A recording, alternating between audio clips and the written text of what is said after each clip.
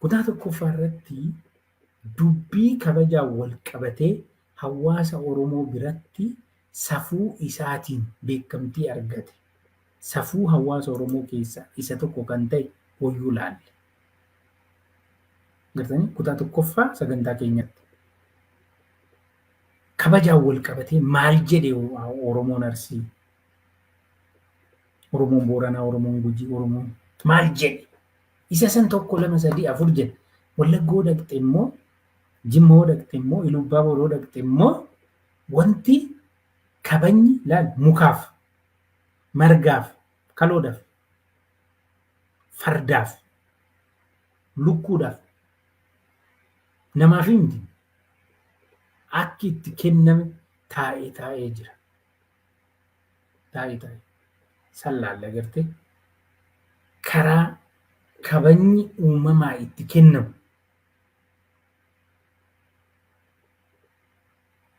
Safuu hawaasaa keessaa isa tokko kan ta'e Ooyyuu laalla. Maaliif Ooyyuu jedhaa jedhe? Maali? San tarreessa. Kutaa lamaffaa immoo sagantaa keenyaa keessatti kan laallu kana kitaaba qulqulluudhaan ija kitaaba qulqulluutiin akkamittiidha kan laallu nuti Ortodoksoonni kan jedhudha. San kitaaba qulqulluurraa tokko lama sadii jennee kan ilaallu ta'a. Wantoota sadan tokko amma waan Oromoon Arsii Ooyyuu jedheen kana keessaa kitaaba qulqulluu irratti wantoota caqafaman tokko daqiiqaa keenya muraasa keessatti kaasna. Tokko Waaqayyoo seera kurnansan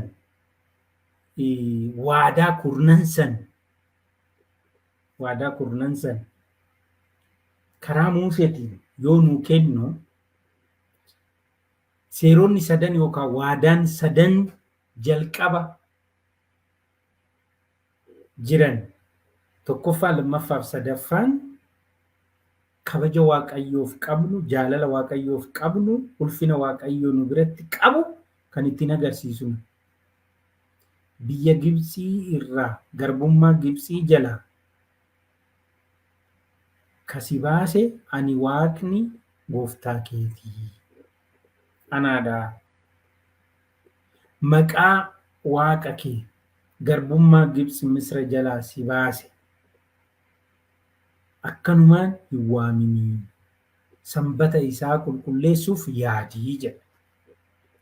Waan biraa dhiisu, waan jireenya keenya keessatti uumurraa eegalee har'as borus nuu godhu. Agartanii kalee nuu godhe, har'a nuu gochaa jira, boru nuu godha. Kana hunda irraanfannee dhiisnee waanuma saba Waaqayyo, waanuma mana garbummaa Gibxi jalaa nu baaseef qofa Waaqayyo Ooyyuudha. Kabajamuu qaba. Waaqa na ajjeesa, si'oolii na galcha, na beelessa, na rukuta jettee hin sodaatin. Waaqni si'oolii na galcha jettee, na ajjeesa jettee, na rakkisa ilmoo na dhoggatettee hin sodaatin. Waaqni nu waaqeffannu akkasitti Waaqa sodaatamu miti. Sanirraa kaanee Waaqa jaalannuu miti. Sanirraa kaanee Waaqa hordofnuu miti. Sanirraa kaanee Waaqa kabajnuu miti. Iddoo gongorinaa. Sababa kanaaf Waaqa miti namnu jaalatamuu hin qabu. Sababa kanaaf Waaqayyoo miti namnu kabajamuu hin qabu. Waaqni Ortodoksoota biratti kan jaalatamu, kan kabajamu, ulfina kan qabuuf sodaarraa kan ka'e osoo hin ta'in jaalalarraa kan ka'e lubbuu isaa guyyaa jimaataa dabarsee waan kenneefidha malee nan beelaa, nan dheebodhaa, nan daaraa, ilmoon dhabaa, si'ooliin galaa, nan dhibama jennee miti Waaqayyoon kan sodaannu, kan kabajnu, kan jaalannu miti. Miti. Because nuuf ilmoo dhabuunis, ilmoo argachuunis Waaqarraa yoo ta'e wal qixa. Nuuf beela'uunis, nyaachuunis Waaqarraa yoo ta'e wal qixa. Saba Waaqayyo. Wal qixa. Nuuf Waaqarraa yoo ta'e daaruunis, uffachuunis wal qixa. Du'uunis, jiraachuunis wal qixa nuuf. Eenyurraa yoo ta'e Waaqarra. So, nu Waaqa kan kabajnu, Waaqa kan jaalannu, Waaqa kan galateeffannu nuyi sodaannee miti. Waaqni Waaqa isa sodaannu sababa kanaan miti kan nu waaqeffannu. Sodaa isaarraa kan ka'e kan abjoochaa bulluu miti Waaqni nu waaqeffannu. Miti. Waaqa jaalalaa, abbaa araaraa, lubbuu isaa dabarsee kan nu kennu. Waan nu jaalateef, waan lubbuu isaa nu kenneef, waan bilisa nu baaseef, waan bitaadhaa gara mirgaa nu deebiseef, waan hadhooftu nu jedhee dhugeef, waan nu godaaneef, waan nu garafameef, waan nu waraannameef, waan nu fannifameefidha malee nu Waaqayyoon kan jaalannu dhimma jireenya biyya lafaa kana akka haldureetti teechisnee miti nu Waaqayyoon kan jaalannu. No, miti. Miti. Waaqa hin sodaannu. Kan sodaannu akka nama sodaannu kana sababa nama sodaannuuf miti Waaqa kan sodaannu nu. Akka muufachiisne, akka nutti hin muufanne, akka nu komanne malee nu Waaqayyoon kan sodaannu, kan kabajnu. Hin sodaannu. Sanbata isaa hin qulqulleessina.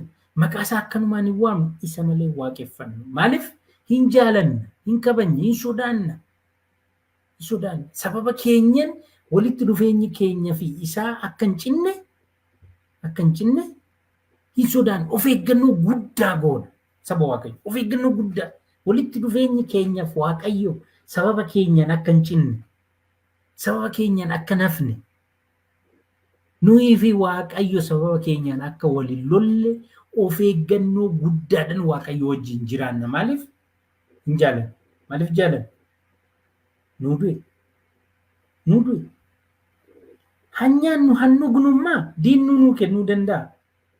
Agartee qotuus baattu, facaasuus baattu, ollaarraa nyaachuu dandeessa. Of course sunillee kennaa Waaqaati karaa tokkoonis karaa biraatiinis. Garuu waan eenyullee nuu kennuu hin dandeenye nuu kenna. Eenyudha inni kan nu du'u? Eenyudha inni kan agas nuu garafamu? Eenyudha inni kan nu godaanu? Eenyudha inni kan nu waraannamu? Harka isaa diriirsee kan nu fannifamu qullaa isaa eenyudha? Hin jiru. Kanaaf jaalanna, kanaaf sodaanna, of eeggannoo guddaadhaan Waaqayyoon wajjin jiraanna. Kana jedhe Oromoon wayyuudha Waaqayyoo jedhe. Waaqayyo wajjin yoo jiraattu akka nama wajjin jiraattu kanatti hin jiraatin. Of eeggannoo guddaadhaan jiraadhu. Sodaa guddaadhaan jiraadhu. Kabaja ulfina guddaadhaan jiraadhu. Gaafa cidhaa namni yeroo kamiyyuu caalaa uffatee qulqullaa'ee of qulqulleessatidha kan jiraatu.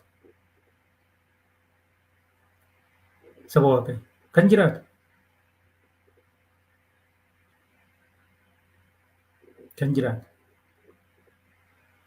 Tokko wayyuudha jedhamee kan ta'e Waaqni bifa kanaanidha. Ortodoksoonni kan ilaalanii. Kanaafuu eeyyeen Waaqni sodaatamaa, kabajamaa, ulfaatamaa, of eeggannoof sodaa guddaadhaan wajjin hin jiraanne. Hin jaalanne waan ta'eef. Haga du'aa nu jaalate waan ta'eef. Waan ta'eef. Tokko kan. Lama maal jedhee Oromoon? Haati deette wayyuudhaa jedhe. Abbaan wayyuudhaa jedhe. Abbaan soddaa soddaan wayyuudhaa jedhe. Haati soddaa soddittii wayyuudhaa jedhe.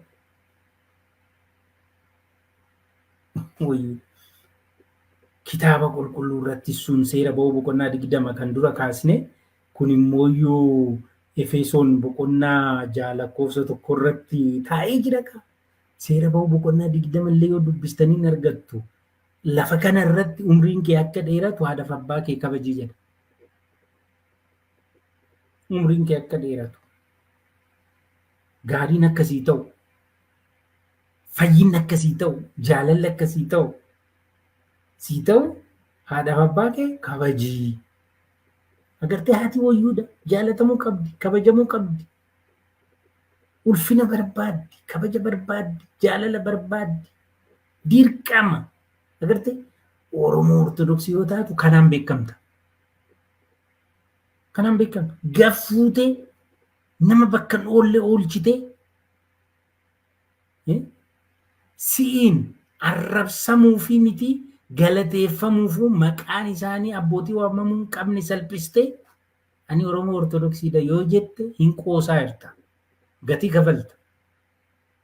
Gatii hadhooftu kafalta. Wayyuudha abbaafaati. Haadhaaf abbaa kee kabajii. Kabajii. Haadhaaf abbaa kee kabajii. Ulfina laadhu. Haati eenyudha abbaan eenyudha laallee jirra. Duratti kaasnee jirra. Haati soddaa haadha. Haati kiristinnaa haadha. Haati mana abbaa hirkoo haadha. Haati manaa lubaa haadha. Haati manaa jaarsaa maanguddoo haadha.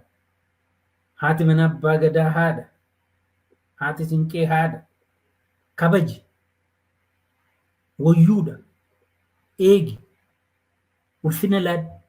Afaan ittiin jabaatiin arrabsuuf. Ija ittiin jabaatiin hammeenyaan laaluuf. Harka ittiin jabaatiin rukutuuf. Miila ittiin jabaatiin dhiituuf. Laphee ittiin jabaatiin hammeenya irratti yaaduuf. Kun Ortodoksummaadha. Daangaa kana cabsitee ani Oromoo Ortodoksiidha qabsaa'u hin jedhin. Waaqatti hin qoosamu. Hin qoosamu.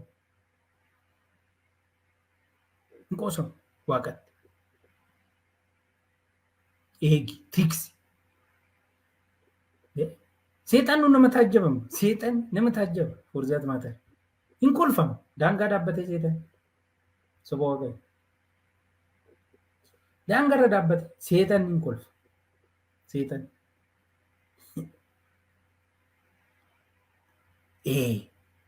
Kabaja kan qaban, ulfina kan qaban,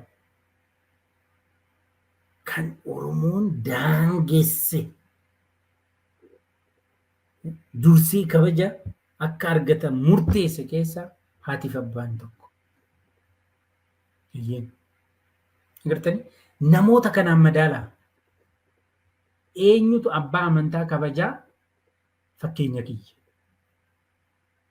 Eenyutu jaarsa biyyaa kabajaa fakkeenya kiyya. Eenyutu abbaa koo kabajaa jaalle kiyya. Kana madaali. Haati arrabsaa, abbee arrabsaa akkamitti wajjiniin chubbistan harka rukutta. Akkamitti jabaa koo. Jabaa koo akkamitti ittaa. Akkamitti laayik goota kan biloog gootee anfooloo gootee biraa deemuu osoo qabdu nama abbaa amantaa arrabsu, nama jaarsaa arrabsu, nama jaartii arrabsu. Gabbuunee ilaalla. Nama hoogganaa arrabsu, bulchaa arrabsu, mootii biyyaa arrabsu. Qeequun dhugaa itti himuun kan biraati, arrabsuun kan biraati. Akkamitti fooloo goote, akkamitti laayik goote, akkamitti qabsaa koo jettee harka jala rukutte. Akkamitti.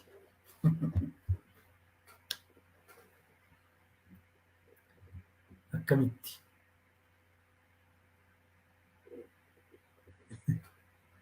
Ulfaata. Saba waaqayyoo ulfaata. Laalaa. Mormi mataa qofa baachuuf miti kan uumame. Miti. Ila bitaa mirga kanallee kana gargara galchee akka laalu gochuuf. Haadha abbaan wayyuudhaa kan jenne kanaaf agartanii hawaasni sun lafaa ka'ee miti. Miti. ተረት አይደለም በማህበረሰብ ውስጥ ያለው የተረት ተረት እንጂ ለምቲ tamni taphaa miti. Bu'uura jireenya keenyati. Lafa kana irratti umriin kee akka dheeratu deemtee kitaaba qulqulluu irratti qulqulluun Phaawulos kunoo erga isaa gara Efesoon boqonnaa 6 lakkoofsa 1 hinde seera ba'uu boqonnaa 20 guutuu isaa dubbistan. lafa kana irratti umriin kee akka dheeratu haadhaaf abbaa kee kabajii jedhe. Kanaadha Oromoon wayyuudha haatii abbaanii kan jedhe. Hin tuqamanii kabajaa ulfina qabu kan inni jedhe kana. Osoo bareedina kana hin qabaatiin akkamitti ati afaan baastee ani akkanaa jetta. Kana.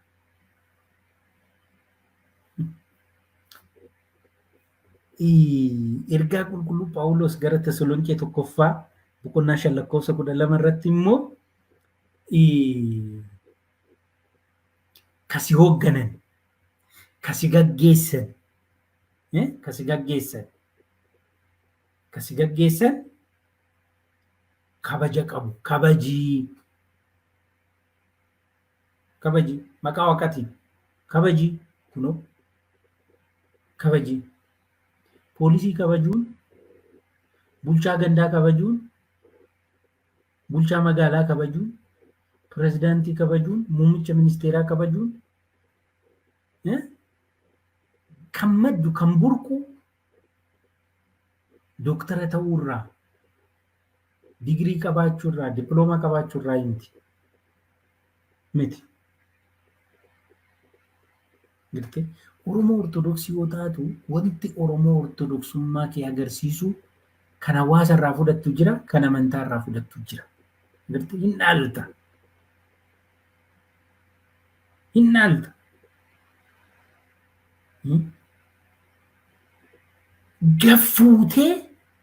Gaffuutee foonii fi lafeen haga gargar bahutti karaa tokkoonis karaa biraatiinis akka si hoogganu, akka si qajeelchu kan Waaqayyoo muude kabajuun Ortodoksummaadha, Oromummaadhas. Argitee qeeqi karaa itti agarsiise. Inni isin cinqi yoo dogongoree karaa irraa bahe cinqi inni isin hin arrabsin garuu hin salbisin. Ortodoksummaa miti kaa. Ortodoksummaan Oromoo Ortodoksii jechuun karaa dogongoraatiin hojii eebbaa hojjechuu jechuu miti. Hoogganaa hattuu salphistee arrabsitee miti kan sirreessitu sun Oromoo Ortodoksummaa miti. Hattuu daayyen hattuudha. Hoogganaa daayyen hoogganaadha. Fannistee salphistee arrabsitee miti kan qajeelchitu. Akkasii miti. Ortodoksummaan akkanaan jiru. Amala Ortodoksummaa irraa maqxee gortee wanti sirriin ati hojjettu hin jiru. Amma kan ta'aa jiru kana. Waan ati yaadde, waan ati barbaaddu namni hin hojjenne hunduu madaalli keetiin cubbamaadha. Agartee? Waan ati yaaddu kan hin yaadne, waan ati jettu kan hin jenne, waan ati hawwitu kan hin hojjenne hunduu madaalli keetiin maalidha? Dogongora. Kanaafuu surrii irraa mulqitee arrabsita. Ol baastee gabbuusta. Agartee? Dogongora kun. Dhugaa namatti himuun, qeequun, karaa namatti agarsiisuun dirqama. Karaa dogongoraatiin karaa namatti agarsiisuun garuu dogongora. Cubbuudha. Kana jedhe qulqulluun Phaawulos. Kana jedhe hangafti wayyuudha. Kabajamuu qaba. Ati hoogganaa afooshaa odoon kabajin ani Ortodoksii jechuu hin dandeessu. Maadaamii kee odoon kabajin ani Ortodoksiidha. Ani maatii dungoo miidiyaa ta'uu jette annan qaanaa. Eeyyeen. Dhugaa itti himuun sirriidha. Jaalalaan akka sirraa fudhatan, akka si dhagaan, balleessuu isaaniitti akka gaabban, akka of laaletti akka si laalan dogongora isaanii itti himuun jaalalaan sirriidha. Arrabsuun, salphisuun, hammeenya itti yaaduun, hamaa irratti gochuun garuu Ortodoksummaa miti. Oromoon illee hadheeffatee waan jibbu keessaa tokko kana hangafti wayyuudha. Ga'e bakka hindi samiirras deemtee maatii wajjin jiraattu kana barbaada. Lafa kana irratti illee hawaasni wajjin jiraattu kana barbaada. Iddoo kana teessee hin jeeqin. Iddoo kana jettee teessee hin burjaaja'inis hin burjaajeessinis. Miti. Ani Oromoodha maalidha hin jedhin. Oromoo ta'i dura qabatamaan. Qabata hojiidhaan. Ani namoota Oromoo Ortodoksiidhaan jedhanii akkana nama buusanii ol nama deebisan kana yoon argu akka Ortodoksiittis akka Oromoottis nan qaana. Dhugaa dubbachuuf. Nama qaanessa. Kana caalaa kan morma nama cabsu hin jiru. Agartee hin jiru. Kanaafuu iddoo keenyatti deddeebi'anii akka karaa nutti agarsiisan, akka nu bushan, akka nu hoogganan kan muudaman kabaja qabaachuu qabu. Da kanattis qabxiin tokko jira. Wayyuudha. Jaalalaan qeeqi. Karaa itti agarsiisi. Inni kan biraa jaarsa. Jaarsi wayyuudha. Kabaja jaarsi. Seera Lewwotaa boqonnaa 19:32 irratti dubbisa. Seera Lewwotaa boqonnaa 19:32 irratti jaarsi wayyuudha. Kabaja. Ulfina. Nuyi miti. Hangafa keenya taasisee jaarsa kan godhe nuyi miti. Oduu nu ta'e hangafummaa irraa fuuna. Jaarsummaa san irraa fuuna yoo balleesse. Harkatti qabna. Argitanii? Nu dura gara lafa kanaa fidee lafarra jiraachisee jaarsa kan taasise waaqa nuyi miti. Jaarsi kabaja. Jaarsi ulfina. Jaarsi wayyuudha. Hin tuqamu. Waan jaarsi siin jedhe dhaga'uu qabda. Miidhamaa okkolaa keessi kee madaa'ee osoo jiru taa'e yoo jedhe jaarsi hin teessa. Taa'e yoo jedhe hin teessa. Dhimma gumaa hin yaadattu miree baay'een keessan dhimmi gumaa jechuun hin bare nama lubbuu fira keetii baase wajjin karaa hoolaa araaraatiin harka kee wal qabattee walii tuftee firoomtee hoolaa araaraa wajjin nyaattee hoolaa gumaa garaa keessan harka wal qabattee wajjin jiraatta. Argitee? Taa'e yoo sin jedhe jaarsi taa'e. Dhagaye yoo sin jedhe dhagaye. Daangaan ce'ii jaarsi wayyuudha. Kabaja. Ulfina. Bareedina miidhagina jaarsi. Abbee gaafa dulloomee harrii baasee adii uffatee qoobii kaawwatee kazaraa yookaan shimala qabatee sinqee qabatee yookaan zangii qabatee si wajjin bataskaana hoo deemu kabajni sitti nagaamu ulfinni sitti nagaamu.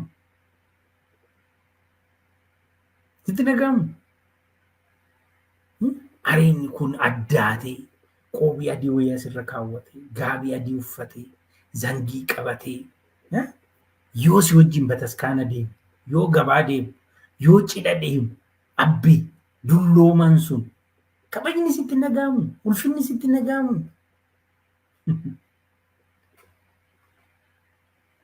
Oromoo Ortodoksii akkasii miti. Dhaabbatanii ilaaluun xuruudha. Maal jennee nama arrabsina amma namni guddaa yoo dogongore maal jenna? Maalii turtura? Akkan ennaan nuyi fi waaqni hin baru wal jala miliqnee jirra. Karaa wal jala dabarre. Waaqa kan barbaannu arrabsoo keessa. Waaqa kan barbaannu jibbiinsa keessa. Waaqa kan barbaannu salphisuu keessa agartanii hin jiru kaan immoo karaa sanirra. Waaqayyo karaa jibbiinsa irra hin jiru. Waaqayyo karaa dhiibuu irra hin jiru. Waaqayyo karaa nama salphisuu irra hin jiru. Karaa sanirra hin jiru waaqayyo. Hin dhamaana malee waaqayyo karaa sanii hin argannu. Kanaafuu jaarsi wayyuudha. Kabaja ulfina jaarsi. Ulfina. Maallaan jedhu obbo guddaan jedhe. Maallaan jedhu. Qaana'i. Yoo si himatan jaarsa fuulduratti hin gungumin qaana'i. Jaarsi bakka bu'aa waaqaati. Qaana'i fuulduratti mormaan gad jedhe. Ijaan jabaati. Inni dhumaa sa'aatiin keenyas deemee jira. Seera namaa fi mootiidhaaf kabaja laadhu. Warra kabajni maluuf kabaja kennii jedha mata dureen keenya. Kabajni kan maluuf keessaa kabaja kennuu fi kan qabnu keessaa tokko seera namaa fi mootiidhaaf. Kitaabatu jedhe. Laal seera namaa hoo jennu heera biyyaa ta'uu danda'a. Heera naannoo ta'uu danda'a. Eegalee. Sirna namaa yoo jennu seera afooshaa ta'uu danda'a. Iddirii. Seera iddirii. Seera uqubii. Barataa yoo taate seera mana barnootaa sana. Seera laayibirarii sana. Mana namaa hojjetta yoo ta'e mana ati hojjettu san keessa seerri jira. Seerri jira. Pirisimbiliin jira. Nyaataan wal qabatee, uffataan wal qabatee maaliin kabaji. Kabaji. Bakka laadduuf. Bakka laadduuf. Barraa'ee jira kitaaba qulqulluu irratti ergaa qulqulluu Phexros tokkoffaa boqonnaa 2:13 irratti Waaqaa gooftaadhaa jedhaatii seera namaa hundumaaf bitamaa mootiidhaafisii jedhe. Mootiidhaafisii. Kabajamoo pirezidaantii Shimallis pirezidaantii keenya. Rispeekt gochuu qabda. Rikooginaayis gochuu qabda. Hin filatin. Yeroo filannoo san badhaadhina hin filatinati. KFO yookaan ABO yookaan paartii biraa filadhu. Filadhu. Oromoos hin ta'in. Saba biraa ta'i. Oromiyaa keessa yoo jiraatte pirezidaantiin kee Amaara yoo taate Dooktar Illiqaalii miti. Tigree yoo taate Getaachoo Raddaa miti pirezidaantiin kee. Si galee? Sumaalee yoo taate Mustafee miti. Miti. Biyyan miti. Kabajamoo obbo Shimallis Abdiisaa jedhamu pirezidaantii keeti. Tigraay yoo jiraatte immoo kabajamoo obbo Getaachoo Raddaa jedhamu pirezidaantiin kee. Oromoo ta'eeti. Ta'e. Amaaraa kililii yoo jiraatte immoo naannoo Amaaraa yoo jiraatte immoo pirezidaantiin kee kabajamoo obbo Shimallisii miti. Kabajamoo Dooktar Yiliqaali. Yiliqaali. Itoophiyaa keessa yoo jiraatte immoo muummichi ministeeraa kee Dooktar Abiyyi Ahmad. Puutinii miti. Miti. Miti. Kana dura hadhaa'uu danda'a rikooginaayis godhe. Bakka kenniif. Beekamtii kenniif. Kenniif. Pirezidaantii kiyyaa miti. Muummicha ministeeraa kiyyaa miti. Kantiibaa kiyyaa miti. Walitti qabaa afooshaa kiyyaa miti jettee bakka jirtutti qeequu hin dandeessu. Galateeffachuus hin dandeessu. Agartee? Qeequuf dura pirezidaantii keetii, muummicha ministeeraa keetii, walitti qabaa afooshaa keetii, bulchaa mana kiristaanaa keetii, walitti qabaa sanbata turtibeetii keetii, walitti qabaa waldaa keetii, kantiibaa keetii, bulchaa godina keetiiti, bulchaa aanaa keetiiti. Kanaaf dura beekamtii kenni, kabaja kenni dura. Saniin booda takka 2 3 4 5 jedhiiti qeeqi. Qeeqi. Jaalalaan mormi. Mormi. Bakka. Dirqama kun kiristaanummaadha, oromummaadhas. Kiristaanummaadhas, oromummaadhas. Saba Waaqayyo. saba Waaqayyo. Fayyuu barbaanna yoo ta'e karaa irra deemuu qabnurraa maqnee karaa hin taane deemnee Waaqa mirga isaa dhaabbachuu barbaadnu san akka hin barbaanne hin argannu waan ta'eef. Warra kabajni maluuf kabaja kennuun ortodoksummaadha. Asirraa kaaneeti dhimma mirga keenyaa haasofna. Asirraa kaaneeti komii qabnu dhiyeessina. Asirraa kaanee qabsoofna. Agartanii kanarraa daangadha kun as keessatti argite Daani'eel yaadattuuni kan numaati sa'aatiin keenya deemu. Daani'eel mootichi sun ganama dhaqee maal jedhe? Daani'eel waaqni ati waaqeffattu afaan leencaa irraa si fayyisee jennaan mooticha jedhe deemasi akkanati hin jenneen Daani'eel hin jenneen maal jedheen nama waaqati ka Daani'eel dhugaa jirtu mooticha kanatti himuuf mooticha kana arrabsuun irraan eeggamu Daani'eel. Dhugaa jirtu mooticha kanatti agarsiisuuf mooticha san salphisuun irraan eegamu Daani'eel. Kabaja Waaqayyo karaa tokkoonis karaa biraatiinis kenneef san eeguu waan qabuuf Daani'eel. Maal jedheen? Yaa mooti waggaa kuma mooyi jedheen dubbisa. Boolla leencatti mooticha isa darbisiise saniin jedheen. Isa darbisi. Namoota Waaqayyoo mooticha cinqusaniin maal jedheen Daani'eel? Yaa mooticha waggaa kuma mooyi si fuulduratti hin balleessine. Waaqa birattis qajeelummaan narratti argamee jiraati. Waaqayyo dursee ergamaa isaa ergee afaan leencaa cufee jedheen. Agartee Daani'eel arrabsuun salphisuun hin barbaachisa osoo ta'e mooticha kana yoo salphise yoo abaare yoo tuffate yoo arrabse Daani'eel dhugaa qaba. Boolla leencatti gachisiisee jira namni kun aangoo isaatti fayyadamee. Agartee garuu miti. Daangaan isaa taa'ee Daani'eel biratti beekamaadha. Agartanii beekamaadha. Kanaafuu warra kabajni maluuf odoo hin kabajin, warra dhiifamni godhamuufi qabu dhiifama osoo hin godhin, warra jaalachuu qabdu osoo hin jaalatin, Waaqa biraa kabaja, Waaqa biraa jaalala, Waaqa biraa ulfina hin barbaanne. Hin argannu waan ta'eef. Maal baasuuf maal raasuu jedhaniiti maaliif hin bahu? Maadamaan agartee tokko keenya hin barre ebaluun naa ajjeesi, ebaluun naa balleessi, ebaluun naa salphise innillee hin kadhanne Waaqa fuuldura dhaabbanne. Safuu wayyuu jedheera Oromoon. Egaa Waaqayyo karaa biraatiinis karaa tokkoonis ni dubbata. Namni hin qalbifatu akkuma jedhame san Waaqayyo karaa abbootii keenyatiin karaa adda addaatiin dallaa isaa keessaa akka jalaan baane hin barsiisaa nu barsiisee, hin gorsaa nu gorsee, hin eegaa nu eege. Nu immoo ijoollee gorfamu, ijoollee eeggamu, tiksee kan hin rakkisne ta'uun nurraa eeggama. Waaqayyo karaa baay'eedhaan nu gargaaraa nu wajjin jira. Kana nullee hin argannaa jechuudha.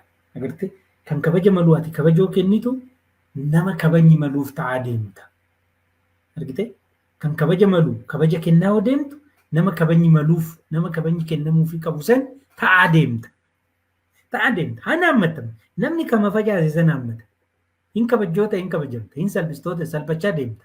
Har'a ta'uu baachuu danda'a malee salphachaa haga mormaan ol hin jennetti salphachaa deemta.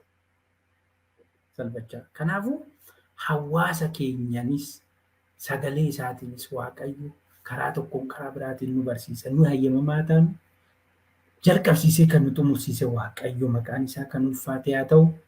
Akka jirtan hundumatti nageenyi Waaqayyoo hunduma keenya faana yaa ta'u.